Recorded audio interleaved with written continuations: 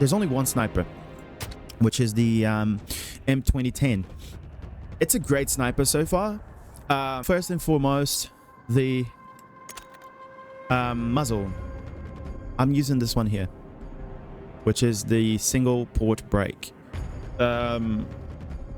This one, what it does to it, it just reduces the recoil but increases the sway, which is okay. I think there is like the latest, which is, there's even suppressor if you like, but the latest is this one here. The reason is actually better, this one here, right? But the reason I'm not using is, I'll explain. It's because I'm using this one to be able to put something else that's more important than just the recoil itself.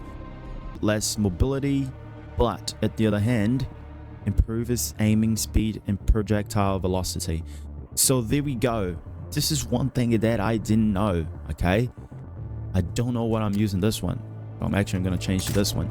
The thing is, projectile velocity. Let's talk about this. Let's say if you're aiming in a target and it's far away, let's say he's running in a direction. For you to match this direction, let's say you got to be aiming, depending how far you are, you got to be aiming around here. So the guy is here, he's running that way, and you're aiming roughly around here. What happens is your bullet's going to travel all this time, but by the time it gets here, he'll reach the spot and then it'll hit him. But if you increase your bullet traveling time, that means that this distance of while he's running this way, instead of aiming right there, you just need to aim like about here, because your bullet's going to travel way faster and reach him anyway. So this play care about the mobility. Going on, I have nothing on the right accessory, nothing on the underbarrel, nothing on the accessory here, nothing on the optics accessory. Although this one is interesting. Only two scopes that I use, really. I use this one the most, which is the 5x, DVO 5x. They don't add up anything on the specs here, so you see if I change, it doesn't really matter. This is just going to be your how many times it's zoomed. This one's pretty good. This is the standard. I use it sometimes for like distant maps like Liberation Peak and stuff like that, although I prefer this one better. Sometimes I even use this one at Liberation Peak. Depends on the style of the gameplay that I'm doing. Okay, so this thing here is really important. This is one of the things that you must have on it. Okay, this, without it, nothing will change on the specs, I know. But DLC bolt, why I'm using aftermarket bolt coated in diamond-like carbon, reducing friction during use, allows for rechambering while aiming. So actually, I'll read this again, allows for rechambering while aiming. I use this all the time.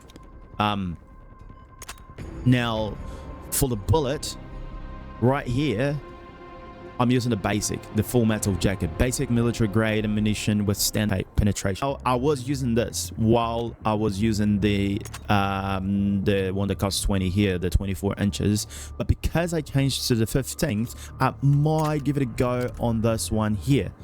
It takes a little bit out, takes a little bit of the control of the sniper now, but it provides improved bullet penetration at the cost of felt recoil. Now actually, let me see one thing here. Will it change anything down there? No, there's just the recoil. I'll keep as it is, but what I'll do, I'll go on fire range. While in fire range, I'll put this here, and I'll just give it a test. Now the magazine, I was using the normal magazine, but I swapped for the extended magazine just because you're gonna have more bullets. It just feels better, right? You could go and add something just to top it, just to fill it up over there. I might go and do this one here, just because increases whatever increases over there. So yeah, so the full angle, amount of benefit aiming speed and draw time at the cost of aim accuracy when moving. Shoot again, so every second you got a shot. 1, 2, 3, 4, 5, 6, 7, 8, 9. You could go faster, but that'll cost you a lot of accuracy. So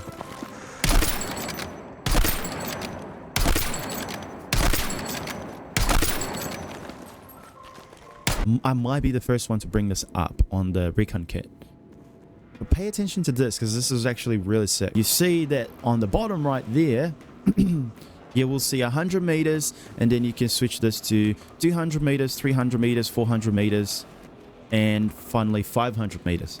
But what this is, you have a target that's like far away from you, and if you keep it at 100 meters, all you got to do, you might want to aim a little bit above the head, right? Like just above the head, and then you shoot it, and you get a headshot. But with this thing here, if you know roughly the distance that you're shooting at, you can, let's say, tweak that. Oh, let's say I'm like about 500 meters, which I don't think it is right there. So there's the meters count here, which is like 10, 15, whatever. So if you set this to 100 meters, what happened is the bullet drop and the bloody what's it called, not the recoil, but the like when the jump off the gun itself would just go up higher. So instead of having to aim on top of his head, if you aim on top of his head while you have the 500 meter setting on, you're gonna miss it. I know, right? It's really interesting, but you're gonna miss it. So listen to this. If you shoot above the head with the 500 meter thing, you're gonna miss it. Watch this. It's not gonna work. But then if you have the 100 meters one, you also miss it. Hang on. There you go. So that was the 100 meter. Let's go 500 on the same spot. Still miss it, right? Why is that? I think this is a compensation for the meter. So what you got to do, you got to aim lower, okay? And it's way lower. If you're on 500, you got to go way lower, about here, and you will still miss it. Go lower and you will hit it. So you see what that's doing? It's actually, instead of aim, I don't know exactly what the physics or the mechanics is, but literally if you set it to 500, your bullet drop, it raises the bullet drop. So instead of aiming higher above the head for a longer distance, you gotta aim lower, depending on your distance. Obviously, I think they made this for like a really long distance shooting. Apparently, I don't know if there's gonna be any map that's that long yet, but I think they're aiming for it. Okay, it's just something cool that I've seen that I've never seen nobody talking about, and I just wanted to bring it up because that's what I find out by testing it. So again, if you aim with the 500, you might want to aim lower to get the headshot, not exactly in the head, because if you aim in the head, you're gonna miss it, which is crazy, I know, but it works like that. So look at that. Okay, look at that. Okay, we got it.